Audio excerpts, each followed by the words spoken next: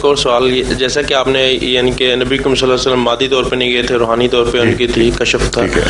اس کے برعکس ایک اور معجزہ نبی کریم صلی اللہ علیہ وسلم کا ہے کہ جو چاند کو انہوں نے ہاتھ سے. جی بالکل درست ہے. تو کیا اس سے اللہ تعالیٰ کا جو نظام تھا وہ قانون خدا بالکل درم نہیں ہوا، درم برم نہیں ہوا. اس کی وجہ یہ ہے جسٹ ایک یہ طاقت ایک نبی کی انگلی یعنی کہ خدا. میری بات سن لیں آپ، یہ بھی تو دیکھیں کہ ہوا کیا تھا. جی قرآن کریم نے جب یہ فرمایا کہ نظر آپ نے اٹھائی اقتربت الساعۃ وانشق القمر، یہ نہیں فرمایا کہ محمد رسول اللہ صلی اللہ علیہ وسلم نے انگلی اٹھائی اور انگلی کی طاقت سے چاند پھٹا ہے. جی جو قرآن نے کہا ہے اس تک رہیں. جی مولوی کی بات سر بھلا دیں تھوڑی دیر کے لیے. نہیں بات میری بات سنیے. چلیں جو قرآن نے کہا ہے ابھی اس کی حد تک رہتے ہیں، ابھی مولوی کی کہانیوں کو چھوڑ دیں ایک طرف. قرآن کریم فرماتا ہے اقتربت الساعۃ وانشق القمر، کہ قیامت قریب آ گئی اور چاند دو ٹکڑے ہو گیا. جب یہ آیت نازل ہوئی ہے تو تب آپ نے چاند کی طرف انگلی اٹھائی ہے، نہ کہ انگلی اٹھانے کے بعد وہ چاند پھٹا ہے. ساری روایتیں یہی بات بیان کر رہی ہیں. آپ کو تو خیال بھی نہیں آ سکتا تھا کہ چاند پھٹا ہے. جب خدا کی طرف سے یہ الہام ہوا ہے، یہ علم پا کر آپ نے انگلی اٹھائی اور واقعتاً لوگوں نے چاند کو دو ٹکڑے ہوتے دیکھا. سمجھے؟ جی. اب سوال یہ ہے کہ کیا واقعتاً چاند دو ٹکڑے جسمانی طور پر ہوا تھا یا ایک کشف تھا؟ یا تیسرا سوال یہ ہے کہ کیا واقعتاً دوسرے لوگوں کو بھی دکھائی دیا تھا اور کشف نہیں تھا بلکہ کوئی اور طریق تھا کہ چاند دو ٹکڑے دکھائی دیا ہو مگر واقعتاً دو ٹکڑے نہ ہوا ہو؟ یہ تین امکانات ہیں. ٹھیک ہے. ان تینوں امکانات میں سے میرے نزدیک جو آخری بات میں نے کی ہے وہی واقعہ ہوا ہے. اس کی وجہ یہ ہے کہ تمام دنیا کے سائنسدان اس بات پر متفق ہیں کہ چاند 1400 سال پہلے تو کیا، جب سے زمین اور کائنات بنی ہے کبھی بھی بیچ میں سے پھٹ کر الگ نہیں ہوا. اور اگر ایسا ہوتا تو قیامت پہلے ہی آ چکی ہوتی. 100% اہل علم کی گواہی یہ ہے اور قرآن سچا ہے. اس لیے وہ تعبیر قرآن کی کرنی پڑے گی جس سے اہل علم کو مجبور کریں کہ قرآن کی گواہی کو مانیں اور کائنات میں رکھنا نہ مانے اس کے باوجود ثابت کیا جا سکتا ہو. اس پہلو سے جو میں نے تحقیق کی ہے اس کی روح سے صورتحال یہ بنتی ہے کہ ایک تو حضرت مسیح علیہ السلام کی تحقیق کا خلاصہ یہ ہے کہ یہ جو واقعہ ہے یہ اہل عرب نے لازماً دیکھا ہے. اگر نہ دیکھا ہوتا تو اسی وقت قرآن کو چھوڑ کر اس کو کہہ دیتے کہ یہ دیکھو جھوٹ بولا اور کوئی واقعہ نہیں ہوا. بلکہ ہندوستان کے بادشاہوں اور راجوں نے بھی یہ واقعہ دیکھا اور اپنی تاریخ میں اس بات کو منضبط کیا ہے. بس چاند کے پھٹنے کو دیکھنا کسی ایک اکیلے عرب کے ساتھ، ایک ملک عرب کے ساتھ وابستہ نہیں، دوسرے ملکوں نے بھی اس کی تائید میں گواہی دی ہے. اور دو ہی ملک ہیں جن کی گواہی ہے، ایک عرب کی اور ایک ہندوستان کی. ٹھیک ہے جی. ان دو ملکوں سے ضرور تعلق ہے چاند کا، اور باقی جگہ دنیا میں کہیں گواہی نہیں ملتی. جو اہل علم اعتراض کرتے ہیں وہ یہ بھی کرتے ہیں کہ چاند نے اگر پھٹنا تھا تو کیا صرف عرب کو دکھائی دیا، صرف ہندوستان کو دکھائی دیا، باقی ساری دنیا کو کیوں دکھائی نہیں دیا؟ کیوں لوگوں نے ریکارڈ نہیں کیا یہ واقعہ؟ اور سائنس کی روح سے ویسے بھی ناممکن ہے. تو اب میں آپ کو دوسرا حل بتاتا ہوں. انہی سائنسدانوں نے یہ بات ثابت کر دی ہے تحقیق کے دوران کہ ڈائناسورس جو کسی وقت اس دنیا کے مالک تھے اور ساری سطح زمین پر چھائے ہوئے تھے، ان کی موت ایک ایسے واقعہ سے ہوئی ہے جس کے نتیجے میں زمین کے بیچوں بیچ شمال سے جنوب تک ایک بادل اٹھا ہے اور اس نے دور دور تک جب کو بھر دیا، اور ایک لمبے عرصے تک اس بادل کے اثر کی وجہ سے جو خوراک کا نظام تھا وہ درم برم ہو گیا اور ڈائناسور بھوکے مر گئے تھے. اب جو بادل ابھی بھی آج کل کی جو نئی تحقیق ہے، یہ میں مضامین پڑھتا رہتا ہوں، ابھی کچھ عرصہ پہلے میں نے ایک رسالہ مضمون پڑھا اور میں حیران رہ گیا دیکھ کر کہ انہوں نے وہ لکیر اور اس کے آثار باقیہ دریافت کر لیے ہیں، کیونکہ چاند سے ایک بہت بڑا میٹیور گرا تھا جس میں ایریڈیم میٹل شامل تھی اور بعض مولیبڈینم وغیرہ بعض ایسی ریئر میٹل شامل تھیں کہ جو ابھی تک اس لائن پر موجود ہیں، اور اس علاقے کے پانی کا زمین تک اگر آپ تجزیہ کریں تو اس گرنے والے بہت عظیم آسمان کے ٹکڑے کا آج تک نشان موجود ہے۔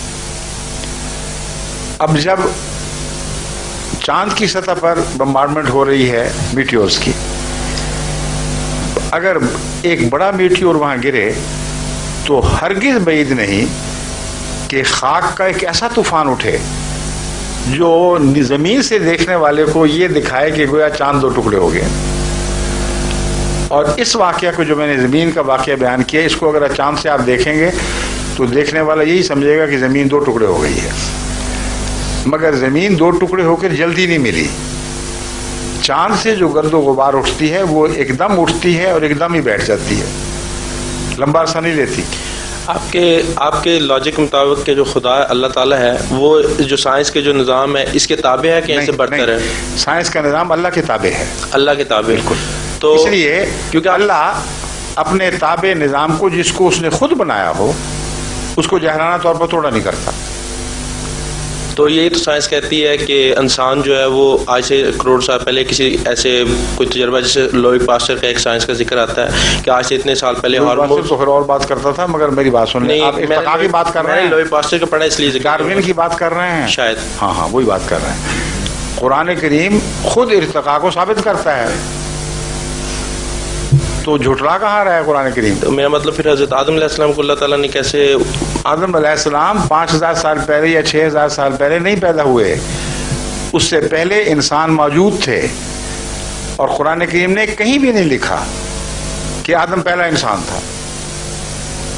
اللہ تعالیٰ نے تو آدم کو ہرگز نہ پہلا انسان لکھا، نہ انکار کیا کہ اس سے پہلے کوئی مخلوق موجود تھی، بلکہ آدم وہ پہلا نبی ہے جس کی اطاعت بنی نوع انسان پر فرض کی گئی تھی،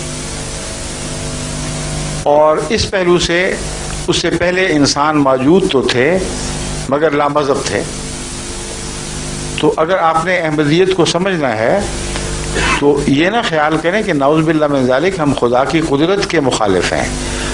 ہم خدا کی قدرت کی تائید میں یہ مجبور ہیں یہ باتیں کہنے پر، کیونکہ اگر آپ نے خدا کو ایک کہانی بنانے والے کے تصور کے مطابق دنیا کے سامنے پیش کیا تو ایسا خدا دنیا ہر جگہ رد کر دے گی۔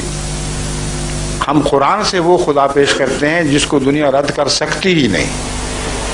اس لیے احمدیت کا مزاج سمجھیں۔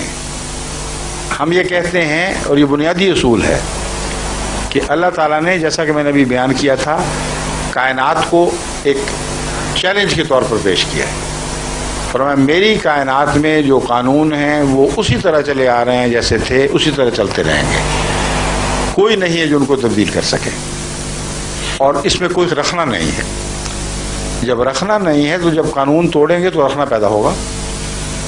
تو اللہ کی طرف ایسی بات غیر معقول بات کہ کائنات پیدا کرے بغیر رکھنے کے اور پھر اس کے نظام کو توڑ کر اس میں رکھنا پیدا کر دے، یہ بچگانہ کہانیاں ہیں۔ قرآن اور اسلام سے ان کا کوئی تعلق نہیں ہے۔ بس میں جو آپ کے سامنے مضامین پیش کر رہا ہوں یہ قرآن کی تائید میں ہے، نہ کہ اس کے مخالف ہیں۔ اگر آپ پیغام سمجھ لیں حکمت کا تو آپ کا دل روشن ہو جائے گا، اگر نہیں سمجھیں گے تو کہانیوں میں بستے رہیں گے۔ جو عیسیٰ 2000 سال نہیں اترے وہ اگلے 2000 میں بھی نہیں اترنے۔ دنیا کہیں سے کہیں پہنچ گئی ہے، کیا رخ بدل گیا ہے حالات کا، اور ابھی اتر ہی نہیں رہے، اس لیے کہ چڑھے ہی نہیں۔ عام نبی تھے، نبیوں کے طور پر فوت ہوئے ہیں، صلیب پر نہیں فوت ہوئے، خدا نے اعجازی طور پر صلیب سے بچا لیا۔ تو یہ ہمارا عقیدہ ہے۔ اس نقطۂ نگاہ سے آپ جماعت احمدیہ کے عقیدے اور اس کی تشریحات پر غور کریں گے تو مجھے یقین ہے کہ آپ کو تسلی ہوگی کہ ہم قرآن کے یا اسلام کے مخالف معنی نہیں کرتے، بلکہ قرآن اور اسلام کی تائید میں سائنس کی گواہیاں پیش کرتے ہیں. میں جو اب تک کر رہا ہوں یہی تو گواہی پیش کر رہا ہوں کہ وہ سائنسدان جو کہتے تھے یہ ممکن نہیں ہے، میں نے ان کی گواہی سے ثابت کر دیا کہ چاند پر میٹیورز کا گرنا ان کے نزدیک نہ صرف ممکن ہے بلکہ آئے دن ہوتا رہتا ہے، اور جب ہوتا ہے تو کچھ غبار ضرور اٹھتی ہے، وقتی طور پر چاند میں سپاٹس نظر آتے ہیں. اگر زمین کی طرح اتنا بڑا میٹیور گرا ہو جس نے شمال سے جنوب تک سمندر کو 2 ٹکڑے کر دیا، تو چاند کے اوپر کیا گرد و غبار کا ایسا طوفان نہیں اٹھے گا کہ دیکھنے والا سمجھے کہ 2 حصوں میں ٹوٹ گیا ہے، اور پھر وہ بیٹھے گا یا بکھر جائے گا طوفان تو ایک چاند جڑا ہوا دوبارہ دکھائی دے گا. لیکن اس بات کا ثبوت کہ یہ مانوی کلام ہے، لفظی نہیں ہے، یہ اسی آیت میں موجود ہے. یہ آخری بات میں آپ کو سمجھانی چاہتا ہوں. قرآن کریم فرماتا ہے اقترب الساعۃ وانشق القمر. ساعت قریب آ گئی، بالکل قریب آ گئی، اقترب، اور چاند پھٹ گیا. اب ساعت کا مطلب قیامت ہے کہ نہیں؟ ٹھیک ہے نا جی. مولوی جو لفظی ترجمے کے قائل اور اس پر اصرار کرتے ہیں، آپ ان سے پوچھئے تو صحیح کہ ساعت کا مطلب قیامت ہے کہ نہیں؟ کہیں ہاں. ان کو کہو تو پھر قرآن نعوذ باللہ جھوٹا ہے، کیونکہ قرآن تو کہتا ہے چاند کے پھٹنے کے ساتھ ہی قیامت آ جانی چاہیے تھی.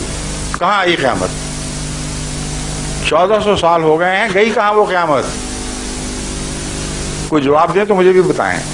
ایک اور سوال سر. نہیں، ایک جواب ختم ہو جائے. اس بات کا قطعی ثبوت ہے کہ لفظی ترجمے کرنے جائز نہیں ہیں.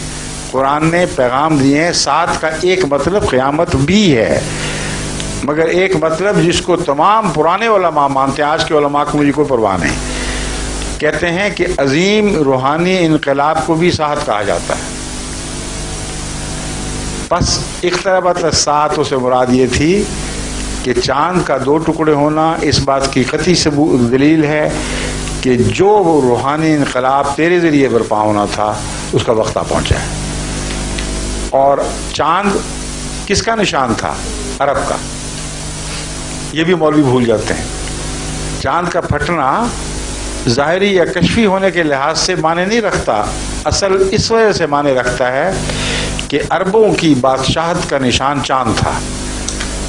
چاند پھٹ گیا کا مطلب ہے کہ عربوں کی حکومت ختم، شرک اب اڑ گیا یہاں سے، اور محمد رسول اللہ کی آنے والی لائی جانے والی قیامت اب برپا ہو کے رہے گی. یہ واقعہ آپ کی زندگی میں ہو گیا کہ نہیں ہوا؟ تو جو چیز واقعتاً سچی ہوئی وہ لفظی ترجمے سے نہیں ہوئی، وہ معنوں سے ہوئی. میں اس اور سوال کر سکتا ہوں؟ جی فرمائیے.